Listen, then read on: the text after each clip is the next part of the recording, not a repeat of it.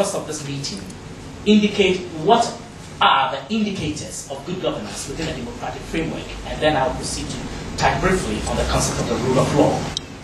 Good governance within a democratic culture is understood to encompass values and practices that ensure the subordination of the preferences and conduct of public officials, the subordination of the preferences and conduct of public officials to the ordinary laws of the land.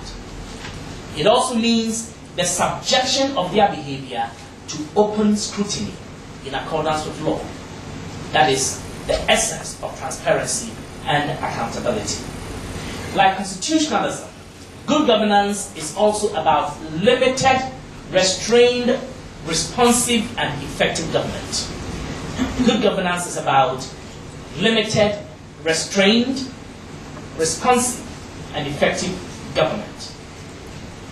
Thus, good governance reflects subjection and adherence to the rule of law, accountability, and transparency or open government.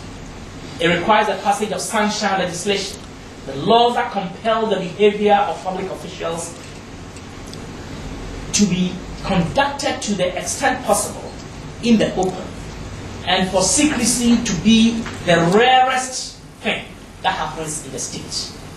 And the idea of confidentiality becomes important only to the extent that things must truly be kept confidential for the sake of the public good or the good, legitimate welfare of the individual.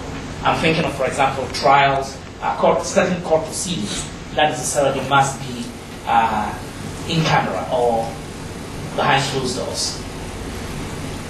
So good governance reflects subjection and adherence to the rule of law, accountability, and transparency of government or open government. It also means and requires internal democracy, fairness, and administrative justice.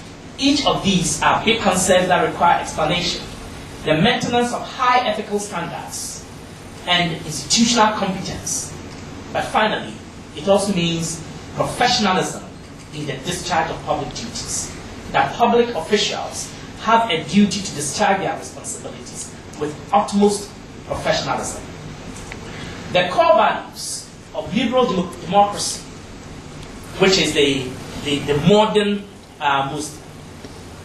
most widely accepted framework for good governance, include liberty, equality, accountability, transparency, and competence. Good governance is the sum total of these values, supported by and reflected in appropriate, well-functioning institutions.